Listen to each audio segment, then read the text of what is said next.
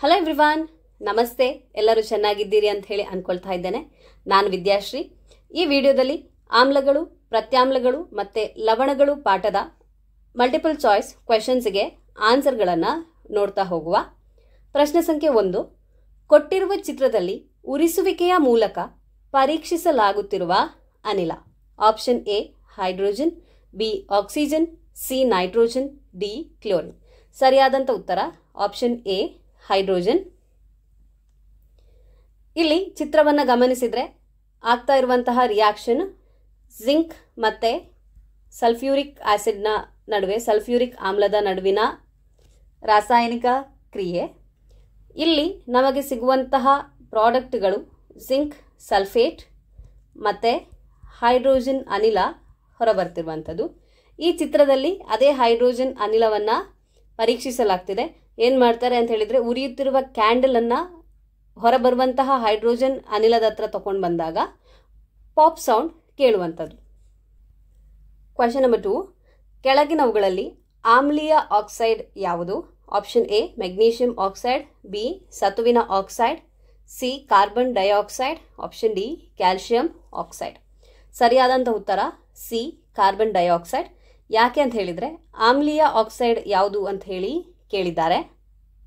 ಆಮ್ಲೀಯ ಆಕ್ಸೈಡ್ ಅಂದರೆ acidic oxide ಆಗಬೇಕಿದ್ರೆ ಅದು ಯಾವತ್ತಿಗೂ ಕೂಡ ಅಲೋಹದ ಆಕ್ಸೈಡ್ ಆಗಿರಬೇಕು. ನಾನ್ ಮೆಟಾಲಿಕ್ ಆಕ್ಸೈಡ್ ಅಂತ ಹೇಳುವಂಥದ್ದು ಆಸಿಡಿಕ್ ಆಕ್ಸೈಡ್ಸ್. ಆಮ್ಲೀಯ ಆಕ್ಸೈಡ್ ಆಗಿರುವಂಥದ್ದು ಅಲೋಹಗಳಿಂದ. ಹಾಗೆ ಪ್ರತ್ಯಾಮ್ಲೀಯ ಆಕ್ಸೈಡ್ ಆಗಿರುವಂಥದ್ದು ಲೋಹಗಳಿಂದ. ಕೊಟ್ಟಂತಹ 4 ಆಪ್ಷನ್ಗಳಲ್ಲಿ ಮೆಗ್ನೀಷಿಯಂ ಆಕ್ಸೈಡ್, ಸತುವಿನ ಆಕ್ಸೈಡ್ ಅಂದರೆ ನಮ್ಮ ಆಪ್ಷನ್ ಎ, ಬಿ ಹಾಗೆ ಆಪ್ಷನ್ ಸಿ ಕ್ಯಾಲ್ಶಿಯಂ ಆಕ್ಸೈಡ್, ಈ 3 ಆಕ್ಸೈಡ್ಗಳು ಆಗಿರುವಂಥದ್ದು ಲೋಹಗಳಿಂದ. ಇವು 3 ಲೋಹದ ಆಕ್ಸೈಡ್ಗಳು. ಹಾಗಾಗಿ ಈ 3 ಪ್ರತ್ಯಾಮ್ಲೀಯ ಆಕ್ಸೈಡ್. ಆಮ್ಲೀಯ ಆಕ್ಸೈಡ್ ಕೇಳಿರುವ ಕಾರಣ ಸರಿಯಾದಂಥ ಉತ್ತರ ಕಾರ್ಬನ್ ಡೈಆಕ್ಸೈಡ್, ಅಲೋಹದಿಂದ ಆಗಿರುವಂಥದ್ದು. ಪ್ರಶ್ನೆ ಸಂಖ್ಯೆ 3. ತಟಸ್ಥೀಕರಣ ಕ್ರಿಯೆಯ ಉತ್ಪನ್ನಗಳು. ಲವಣ ಮತ್ತು ಹೈಡ್ರೋಜನ್, ಲವಣ ಮತ್ತು ಆಕ್ಸಿಜನ್, ನೀರು ಮತ್ತು ಆಕ್ಸಿಜನ್, ಡಿ ಲವಣ ಮತ್ತು ನೀರು. ಸರಿಯಾದಂತಹ ಉತ್ತರ ಆಪ್ಷನ್ ಡಿ. ತಟಸ್ಥೀಕರಣ ಕ್ರಿಯೆ ಅಂತ ಹೇಳಿದರೆ ಆಮ್ಲ ಮತ್ತು ಪ್ರತ್ಯಾಮ್ಲದ ನಡುವಿನ ರಾಸಾಯನಿಕ ಕ್ರಿಯೆ. ಇಲ್ಲಿ ಆಮ್ಲವು ಪ್ರತ್ಯಾಮ್ಲದೊಂದಿಗೆ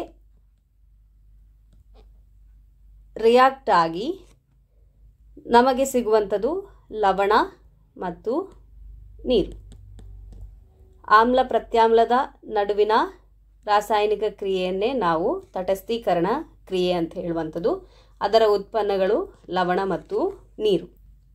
ಪ್ರಶ್ನೆ ಸಂಖ್ಯೆ 4. ಮುಂದಿನವುಗಳಲ್ಲಿ ಯಾವುದು ನೀಲಿ ಲಿಟ್ಮಸ್ ಕಾಗದವನ್ನು ಕೆಂಪು ಬಣ್ಣಕ್ಕೆ ಪರಿವರ್ತಿಸುತ್ತದೆ? Option A sodium hydroxide, B milk of magnesia, C nitric ಆಮ್ಲ, ಡಿ ಕ್ಯಾಲ್ಶಿಯಂ ಹೈಡ್ರಾಕ್ಸೈಡ್. ನೀಲಿ ಲಿಟ್ಮಸ್ ಕಾಗದವನ್ನು ಕೆಂಪು ಬಣ್ಣಕ್ಕೆ ಪರಿವರ್ತಿಸುವುದು ಯಾವುದು ಅಂತ ಹೇಳಿ ಕೇಳಿದ್ದಾರೆ. ನೀಲಿ ಲಿಟ್ಮಸ್ ಕಾಗದವನ್ನು ಕೆಂಪು ಬಣ್ಣಕ್ಕೆ ಪರಿವರ್ತಿಸುವಂಥದ್ದು ಆಮ್ಲಗಳು. ಪ್ರತ್ಯಾಮ್ಲಗಳು ಕೆಂಪು ಲಿಟ್ಮಸ್ ಕಾಗದವನ್ನು ನೀಲಿ ಬಣ್ಣಕ್ಕೆ ಬದಲಿಸ್ತವೆ.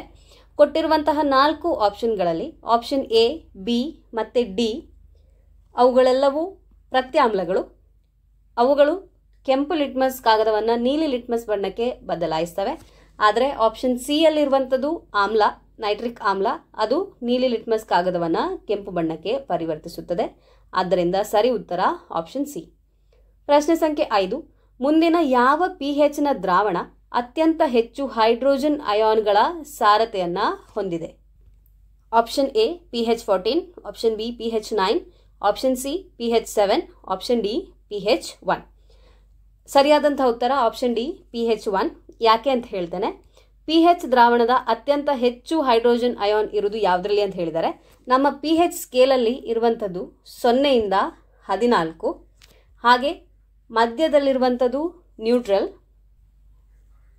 ಇಲ್ಲಿ 7ರಿಂದ 0ವರೆಗೆ ಬರುವಾಗ ಹೈಡ್ರೋಜನ್ ಅಯಾನುಗಳ ಸಾರತೆ ಹೆಚ್ಚಾಗ್ತದೆ. ಹಾಗೆ 7ರಿಂದ 14ರ ಬಳಿ ಹೋಗುವಾಗ ಹೈಡ್ರೋಜನ್ ಅಯಾನ್ನ ಸಾರತೆ ಕಡಿಮೆ ಆಗ್ತದೆ. OH ಮೈನಸ್ ಅಯಾನುಗಳ ಸಾರತೆ ಹೆಚ್ಚಾಗ್ತದೆ. 7ರಿಂದ ಕೆಳಗೆ 0 ತನಕ ಬರ್ತಾ ಹೋದಾಗೆ OH ಮೈನಸ್ ಅಯಾನ್ನ ಸಾರತೆ ಕಡಿಮೆ ಆಗ್ತಾ ಹೋಗ್ತದೆ. ಇಲ್ಲಿ pH 14ರ ದ್ರಾವಣದಲ್ಲಿ ಅತ್ಯಂತ ಹೆಚ್ಚಿನ OH- ಅಯಾನುಗಳಿರ್ತವೆ. ಹೈಡ್ರೋಜನ್ ಅಯಾನುಗಳು ಅತಿ ಕಮ್ಮಿ ಇರ್ತವೆ.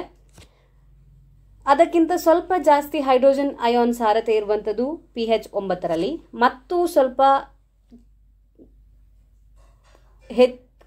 ಕಡಿಮೆ ಹೈಡ್ರೋಜನ್ ಅಯಾನ್ ಸಾರತೆ ಇರುವಂಥದ್ದು pH 7ರಲ್ಲಿ. ಅತ್ಯಂತ ಹೆಚ್ಚು ಹೈಡ್ರೋಜನ್ ಅಯಾನುಗಳ ಸಾರತೆ ಇರುವಂಥದ್ದು ಆಪ್ಷನ್ ಡಿ pH 1ರಲ್ಲಿ. ಪ್ರಶ್ನೆ ಸಂಖ್ಯೆ 6. ಅರಶಿಣ ಮಿಶ್ರಿತ ನೀರಿಗೆ ಈ ದ್ರಾವಣವನ್ನು ಬೆರೆಸಿದಾಗ ಅದು ಕಿತ್ತಳೆ ಕೆಂಪು ಬಣ್ಣಕ್ಕೆ ಬದಲಾಗುತ್ತದೆ. ಅರಶಿಣ ಅಂತ ಹೇಳುವಂಥದ್ದು ನ್ಯಾಚುರಲ್ ಇಂಡಿಕೇಟರ್. ಅದನ್ನು ನೀರಿಗೆ ಸೇರಿಸಿದಾಗ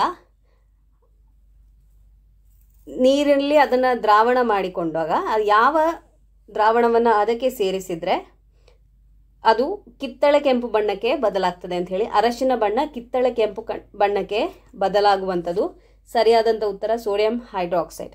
ಇಲ್ಲಿ ಹೈಡ್ರೋಕ್ಲೋರಿಕ್ ಆಮ್ಲ, ನಿಂಬೆ ರಸ ಮತ್ತು ಹುಣಸೆ ರಸವನ್ನು ನಾವು ಅರಶಿನ ಮಿಶ್ರಿತ ನೀರಿಗೆ ಬೆರೆಸಿದಾಗ ಯಾವುದೇ ಬಣ್ಣ ಬದಲಾವಣೆ ಇರುವುದಿಲ್ಲ, ಅರಶಿನ ಬಣ್ಣದಲ್ಲೇ ಇರ್ತದೆ. ಸೋಡಿಯಂ ಹೈಡ್ರಾಕ್ಸೈಡನ್ನು ಹಾಕಿದರೆ ಅದು ಕಿತ್ತಳೆ ಕೆಂಪು ಬಣ್ಣಕ್ಕೆ ಬದಲಾಗ್ತದೆ. ಯಾಕೆಂತ ಹೇಳಿದರೆ ಅರಶಿನ ಆಮ್ಲ ಮತ್ತು ಪ್ರತ್ಯಾಮ್ಲವನ್ನು ಕಂಡುಹಿಡಿಯಲಿಕ್ಕೆ ಉಪಯೋಗಿಸ್ತೇವೆ.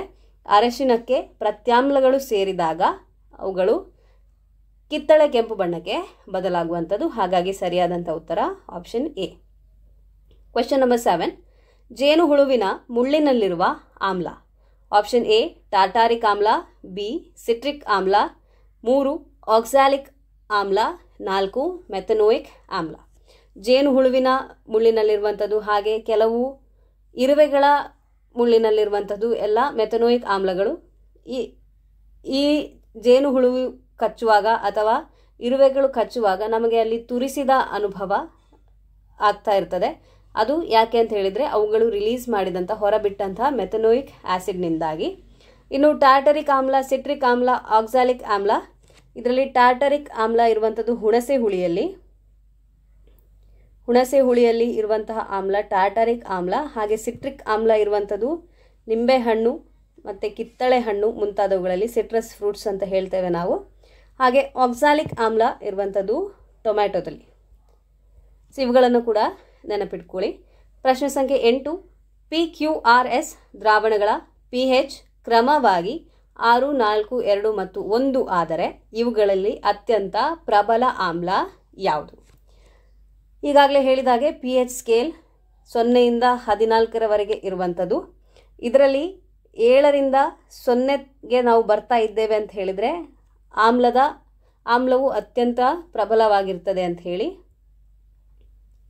ಹಾಗೆ 7ರಿಂದ 14ರ ಕಡೆಗೆ ಹೋದಾಗ ಪ್ರತ್ಯಾಮ್ಲೀಯವಾಗಿರ್ತದೆ ಅಂತ ಹೇಳಿ. ಸೊ ಇಲ್ಲಿ PQRS ಪಿ ದ್ರಾವಣದು pH 6, ಕ್ಯೂವಿನದ್ದು 4, 6ರದ್ದು 2 ಆ್ಯಂಡ್ ಎಸ್ಸಿನ pH 1. ಅತ್ಯಂತ ಕಡಿಮೆ pH ಇದ್ದರೆ ಅತ್ಯಂತ ಪ್ರಬಲ ಆಮ್ಲ. ಹಾಗಾಗಿ ಸರಿಯಾದಂಥ ಉತ್ತರ ಆಪ್ಷನ್ ಡಿ. ಎಸ್ ದ್ರಾವಣದ pH ಅತ್ಯಂತ ಕಡಿಮೆ ಇದೆ, ಹಾಗಾಗಿ ಅದು ಅತ್ಯಂತ ಪ್ರಬಲ ಆಮ್ಲ. ಪ್ರಶ್ನೆ ಸಂಖ್ಯೆ 9. ರಾಹುಲ್ನ ಅಜ್ಜಿಯು ಆಮ್ಲೀಯತೆಯಿಂದ ಬಳಲುತ್ತಿದ್ದಾರೆ. ವಿಜ್ಞಾನದ ವಿದ್ಯಾರ್ಥಿಯಾಗಿ ಅವನು ಅಜ್ಜಿಗೆ ಕೊಡಬಹುದಾದ ಮನೆಮದ್ದು. ಆಪ್ಷನ್ ಎ ನಿಂಬೆರಸ, ಬಿ ಅರಿಶಿಣ, ಸಿ ಶುಂಠಿ ಕಷಾಯ, ಡಿ ಅಡಿಗೆ ಸೋಡಾ. ಈಗ ರಾಹುಲ್ನ ಅಜ್ಜಿ ಆಮ್ಲೀಯತೆ ಅಂದರೆ ಆ್ಯಸಿಡಿಟಿಯಿಂದ ಬಳಲ್ತಾ ಇದ್ದಾರೆ. ಸೈನ್ಸ್ ಸ್ಟೂಡೆಂಟ್ ಆಗಿ ನಿಮಗೆ ಗೊತ್ತಿದೆ ಆ್ಯಸಿಡಿಟಿಯನ್ನು ಕಡಿಮೆ ಮಾಡಲಿಕ್ಕೋಸ್ಕರ ನಾವು ಉಪಯೋಗಿಸುವಂಥದ್ದು ಪ್ರತ್ಯಾಮ್ಲವನ್ನು. ಹಾಗಾಗಿ ಇಲ್ಲಿ ಸರಿಯಾದಂಥ ಉತ್ತರ ಆಪ್ಷನ್ ಡಿ ಅಡಿಗೆ ಸೋಡಾ. ಪ್ರಶ್ನೆ ಸಂಖ್ಯೆ 10. ಸುಮಾಳಿಗೆ ಜೇನುಹುಳು ಕಚ್ಚಿದೆ. ನೋವು ಶಮನಕ್ಕೆ ಅವಳು ಕೆಳಗಿನವುಗಳಲ್ಲಿ ಉಪಯೋಗಿಸಬಹುದಾಗಿರುವುದು. ಆಪ್ಷನ್ ಎ ನಿಂಬೆರಸ, ಬಿ ಹುಣಸೆ ಹಣ್ಣಿನ ರಸ, ಸಿ ಸುಣ್ಣದ ತಿಳಿನೀರು, ಡಿ ಅರಿಶಿಣ.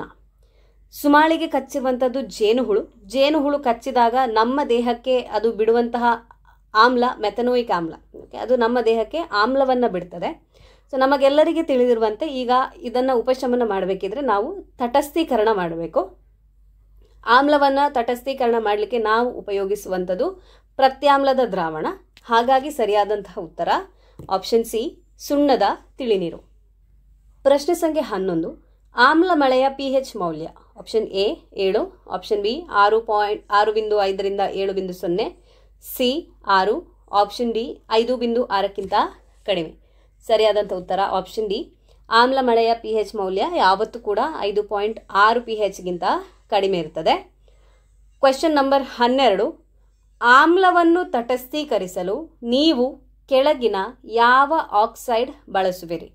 Option 1 carbon dioxide, 2 sulphur dioxide, 3 calcium oxide, 4 phosphorus trioxide. ಆಮ್ಲವನ್ನು ತಟಸ್ಥೀಕರಿಸಲಿಕ್ಕೆ ಯಾವ ಆಕ್ಸೈಡ್ ಬಳಸ್ತೀರಿ ಅಂತ ಹೇಳಿ ಕೇಳಿದ್ದಾರೆ. ಆಮ್ಲವನ್ನು ತಟಸ್ಥೀಕರಿಸಲು ನಾವು ಬಳಸಬೇಕಾದಂಥದ್ದು ಪ್ರತ್ಯಾಮ್ಲ.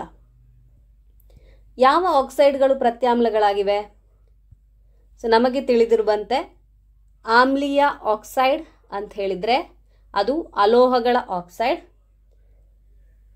ಪ್ರತ್ಯಾಮ್ಲೀಯ ಆಕ್ಸೈಡ್ಗಳು ಅಂತ ಹೇಳಿದರೆ ಅದು ಲೋಹದ ಆಕ್ಸೈಡ್. ಸೊ ಕೊಟ್ಟಂತಹ ಆಪ್ಷನ್ಗಳಲ್ಲಿ ನಾವು ಲೋಹದ ಆಕ್ಸೈಡನ್ನು ಬಳಸಬೇಕಾಗ್ತದೆ. ಸೊ ಇಲ್ಲಿ carbon dioxide, sulphur dioxide, phosphorus trioxide ಎಲ್ಲವೂ ಅಲೋಹದ ಆಕ್ಸೈಡ್ಗಳು. ಇರುವಂತಹ ಲೋಹದ ಆಕ್ಸೈಡ್ ಅಂದರೆ ಅದು ಕ್ಯಾಲ್ಶಿಯಂ ಆಕ್ಸೈಡ್. ಹಾಗಾಗಿ ಸರಿಯಾದಂತಹ ಉತ್ತರ ಆಪ್ಷನ್ ಸಿ. ಪ್ರಶ್ನೆ ಸಂಖ್ಯೆ 13. ಪ್ರತ್ಯಾಮ್ಲವನ್ನು ತಟಸ್ಥೀಕರಿಸಲು ನೀವು ಕೆಳಗಿನ ಯಾವ ಆಕ್ಸೈಡನ್ನು ಬಳಸ್ತೀರಿ? ಪ್ರತ್ಯಾಮ್ಲವನ್ನು ತಟಸ್ಥೀಕರಿಸಬೇಕು, ಹಾಗಾಗಿ ನಮಗೆ ಆಮ್ಲದ ದ್ರಾವಣ ಬೇಕು. ಯಾವ ಆಕ್ಸೈಡ್ಗಳು ಆಮ್ಲೀಯ ಆಕ್ಸೈಡ್ಗಳಾಗಿರ್ತವೆ? ಅವುಗಳು ಅಲೋಹದ ಆಕ್ಸೈಡ್ಗಳು. ಕೊಟ್ಟಂತಹ ಆಪ್ಷನ್ಗಳಲ್ಲಿ ನಾವು ಅಲೋಹದ ಆಕ್ಸೈಡ್ಗಳನ್ನು ಹುಡುಕಿದ್ರೆ ಅದುವೇ ನಮಗೆ ಬೇಕಾದಂಥ ಸರಿಯಾದ ಉತ್ತರ. ಹಾಗಾಗಿ ಆಪ್ಷನ್ ಬಿ.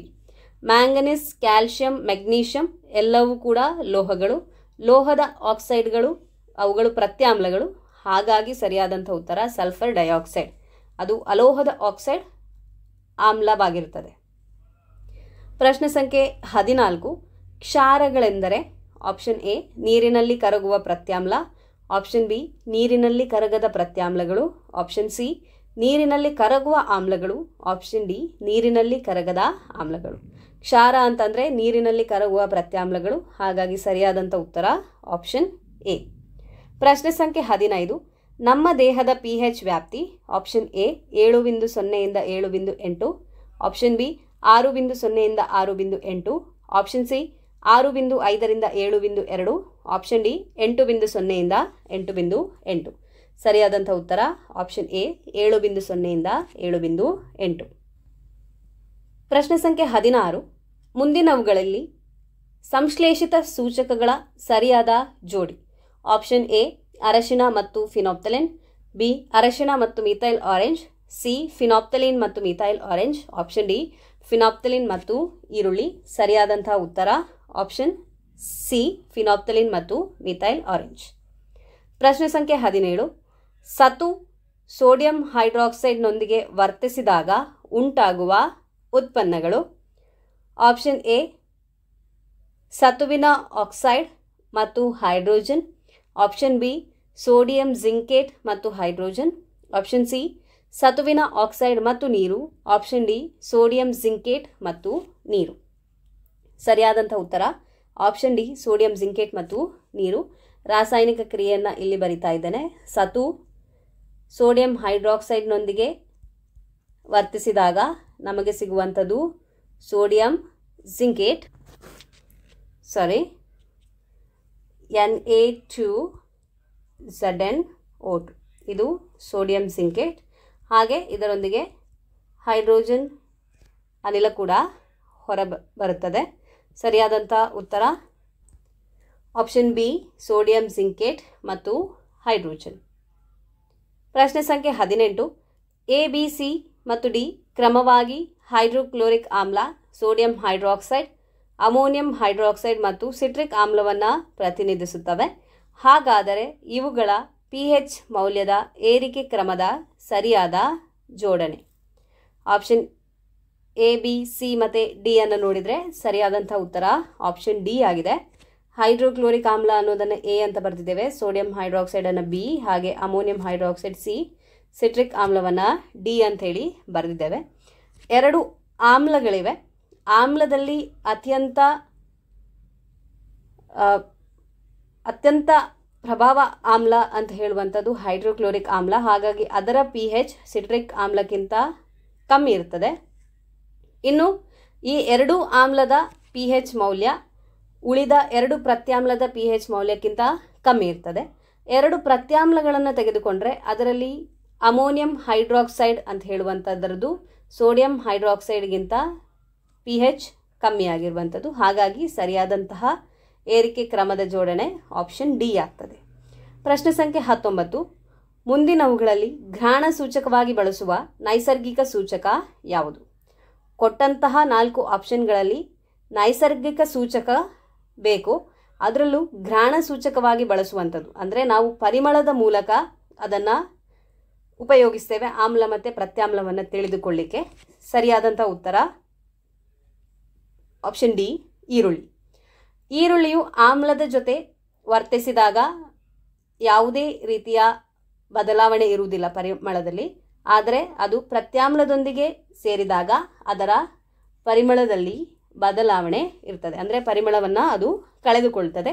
ಈ ರೀತಿಯಾಗಿ ನಾವು ಘ್ರಾಣ ಸೂಚಕವಾಗಿ ಬಳಸುವಂತಹ ನೈಸರ್ಗಿಕ ಸೂಚಕ ಅಂದರೆ ಈರುಳ್ಳಿಯಿಂದ ಆಮ್ಲವನ್ನು ಪ್ರತ್ಯಾಮ್ಲವನ್ನು ತಿಳಿದುಕೊಳ್ಬೋದು. ಪ್ರಶ್ನೆ ಸಂಖ್ಯೆ 20. ಇವುಗಳಲ್ಲಿ ತಟಸ್ಥೀಕರಣದ ಕ್ರಿಯೆಯನ್ನು ಸೂಚಿಸುವುದು ಯಾವುದು ಅಂತ ಹೇಳಿ ಕೇಳಿದ್ದಾರೆ. ತಟಸ್ಥೀಕರಣ ಕ್ರಿಯೆ ಅಂತ ಹೇಳಿದರೆ ಆಮ್ಲ ಮತ್ತು ಪ್ರತ್ಯಾಮ್ಲದ ನಡುವಿನ ರಿಯಾಕ್ಷನ್. ಅದರಲ್ಲಿ ನಮಗೆ ಸಿಗುವಂತಹ ಉತ್ಪನ್ನಗಳು ಲವಣ ಮತ್ತು ನೀರು. ಹಾಗಾಗಿ ಆಪ್ಷನ್ ಬಿ ಸರಿಯಾದ ಉತ್ತರ. ಆಮ್ಲವು ಪ್ರತ್ಯಾಮ್ಲದೊಂದಿಗೆ ವರ್ತಿಸಿ ಲವಣ ಮತ್ತು ನೀರು ಉತ್ಪನ್ನಗಳಾಗಿ ದೊರೆಯುವಂಥದ್ದು ಸರಿಯಾದಂಥ ಉತ್ತರ ಆಪ್ಷನ್ ಬಿ. ಪ್ರಶ್ನೆ ಸಂಖ್ಯೆ 21. ಮುಂದಿನ ಯಾವ ದ್ರಾವಣದ ಮೂಲಕ ವಿದ್ಯುತ್ ಹರಿಯುವುದಿಲ್ಲ? ಆಪ್ಷನ್ ಎ ಹೈಡ್ರೋಕ್ಲೋರಿಕ್ ಆಮ್ಲ, B sodium hydroxide, C glucose, D vinegar. ಇಲ್ಲಿ ಸರಿಯಾದಂಥ ಉತ್ತರ option C glucose. Option A ಮತ್ತು ಡಿ ಹೈಡ್ರೋಕ್ಲೋರಿಕ್ ಆ್ಯಸಿಡ್ ಮತ್ತು ವಿನೆಗರ್ ಅಂತ ಹೇಳುವಂಥದ್ದು ಎರಡು ಆಮ್ಲಗಳು. ಹಾಗೆ ಆಪ್ಷನ್ ಬಿ ಸೋಡಿಯಂ ಹೈಡ್ರಾಕ್ಸೈಡ್ ಅದು ಪ್ರತ್ಯಾಮ್ಲ. ಅದರ ದ್ರಾವಣ ಅಂದರೆ ಅದನ್ನು ನೀರಿನಲ್ಲಿ ಕರಗಿಸಿ ನಾವು ದ್ರಾವಣವನ್ನು ತಯಾರಿಸಿದಾಗ ಅಲ್ಲಿ ಅಯಾನುಗಳು ಉಂಟಾಗುತ್ತವೆ. ಈ ಅಯಾನುಗಳು ತಮ್ಮ ಮೂಲಕ ವಿದ್ಯುತ್ತನ್ನು ಹರಿಯಬಿಡುತ್ತವೆ. ಹಾಗಾಗಿ ಆಪ್ಷನ್ ಎ, ಬಿ ಮತ್ತು ಡಿಯ ಮೂಲಕ ವಿದ್ಯುತ್ ಹರಿಯುತ್ತದೆ. ಯಾವ ದ್ರಾವಣದಲ್ಲಿ ಹರಿಯುವುದಿಲ್ಲ ಅಂತ ಕೇಳಿದ ಕಾರಣ ಸರಿಯಾದಂಥ ಉತ್ತರ ಆಪ್ಷನ್ ಸಿ ಗ್ಲೂಕೋಸ್. ಈ ವಿಡಿಯೋವನ್ನು ಇಲ್ಲಿಗೆ ಮುಕ್ತಾಯಗೊಳಿಸ್ತಾ ಇದ್ದೇನೆ. ಈ ವಿಡಿಯೋದಿಂದ ನಿಮಗೆ ಪ್ರಯೋಜನವಾಗ್ತದೆ ಅಂತ ಹೇಳಿ ಅಂದ್ಕೊಳ್ತಾ ಇದ್ದೇನೆ. ವಿಡಿಯೋವನ್ನು ಲೈಕ್ ಮಾಡಿ, ನಿಮ್ಮ ಸ್ನೇಹಿತರೊಂದಿಗೆ ಶೇರ್ ಮಾಡಿ, ಹಾಗೆ ನಮ್ಮ ಚಾನಲ್ಗೆ ಸಬ್ಸ್ಕ್ರೈಬ್ ಮಾಡಿಕೊಳ್ಳಿ. ಮುಂಬರುವ ವಿಡಿಯೋದ ನೋಟಿಫಿಕೇಷನನ್ನು ಪಡೆಯಲಿಕ್ಕೋಸ್ಕರ ಪಕ್ಕದಲ್ಲೇ ಇರುವಂತಹ ಬೆಲ್ ಐಕನನ್ನು ಪ್ರೆಸ್ ಮಾಡಿ. ಮುಂದಿನ ವಿಡಿಯೋದಲ್ಲಿ ನಾನು ನಿಮ್ಮನ್ನು ಭೇಟಿಯಾಗ್ತೇನೆ. ಧನ್ಯವಾದಗಳು.